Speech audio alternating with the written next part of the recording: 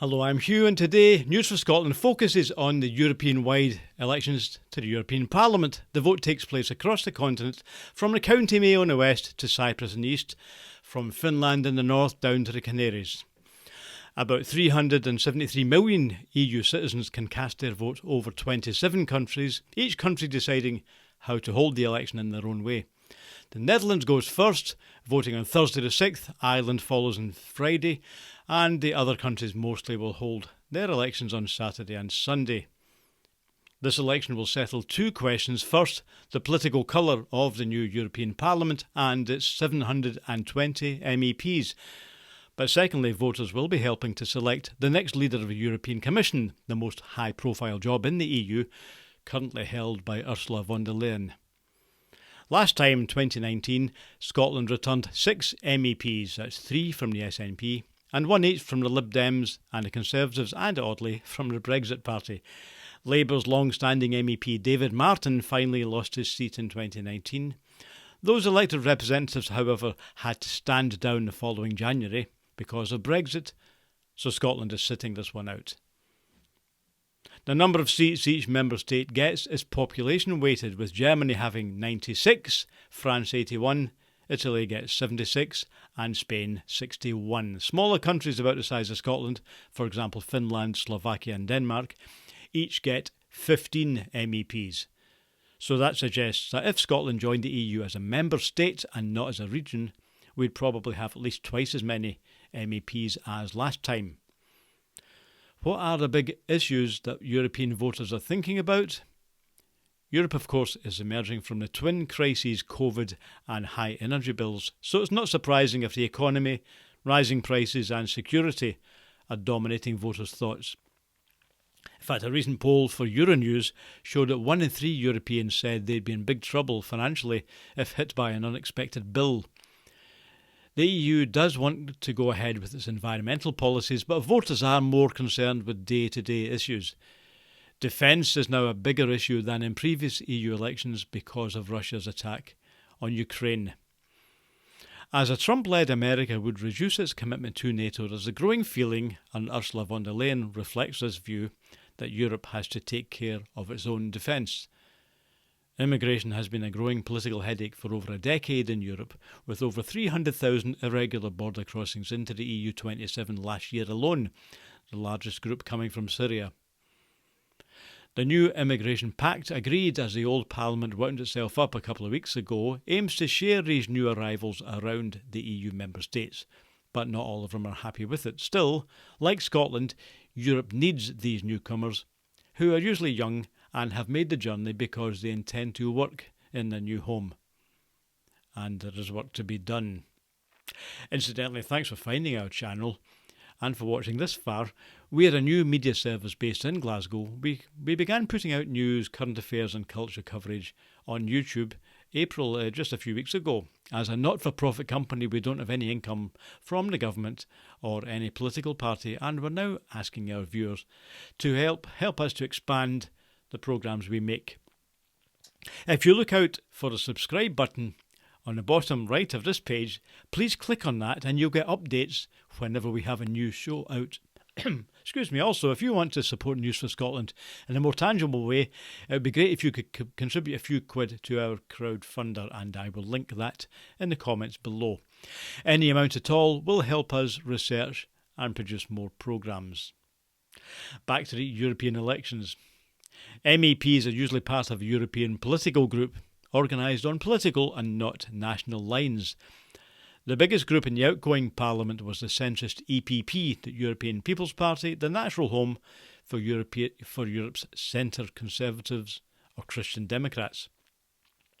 The next largest group was the centre-left S&D group, the Socialists and Democrats. Then there's the Green group, and another more left-wing group, the Party of the European Left, and there's also another couple of right-wing groups, but I'm going to focus on 5, as I'll explain in a minute. Now, these groups all have a role, if they want to, in the election of the new Commission President, which currently is Ursula von der Leyen. For the last 2 elections in 2014 and 2019, the lead candidate system has been used. This means that all 7 political groups can put forward their own choice of lead candidate.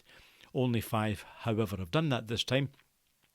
But the idea is that the biggest group in Parliament following the elections gets a chance to nominate their candidate, who then has to win the backing of the whole Parliament.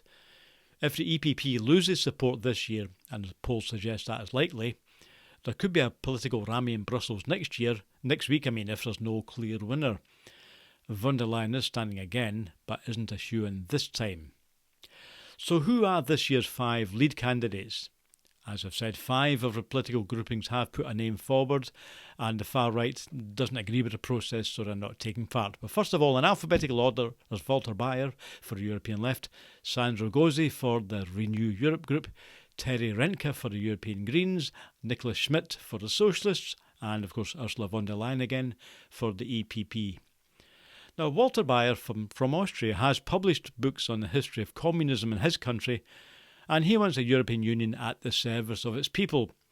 He's also been active in the anti-Nazi movement and in calling for nuclear disarmament, but doesn't have much experience as a European politician.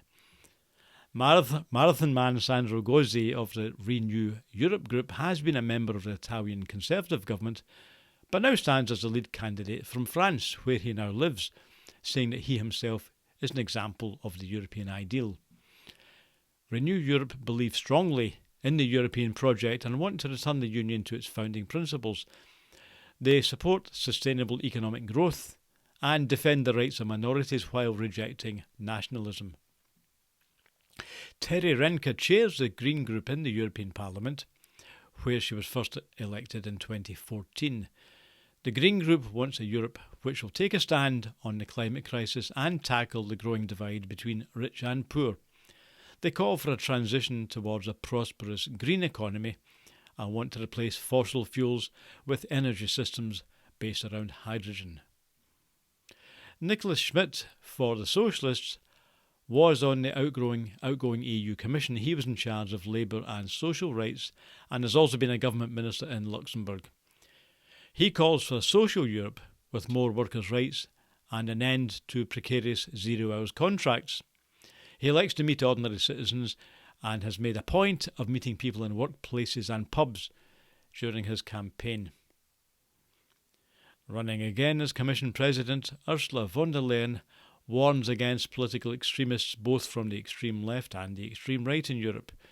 The EPP has a vision of Europe as the home of Judeo-Christian civilization and wants Europeans to be proud of their roots. They stand for a strong and united Europe and are clear that this means opposing Putin and defending Ukraine. At the same time, the EPP wants to strengthen Europe's borders and tackle illegal immigration. So the EU elections are just about to start. What happens next? The results will be shown as they come in on the Europa website, and again I'll show a link to that below. Next week, the new MEPs will arrive in Brussels and join their political groupings. The new Parliament's first job is to elect the President of the Parliament, and shortly after that will come the vote to ratify the new EU Commission President.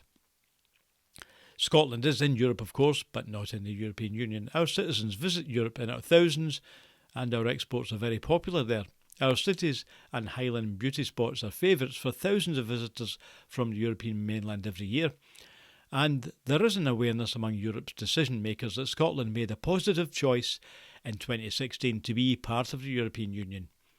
We remain outside, however, subject to laws passed by the European institutions, but no longer able to influence the vote.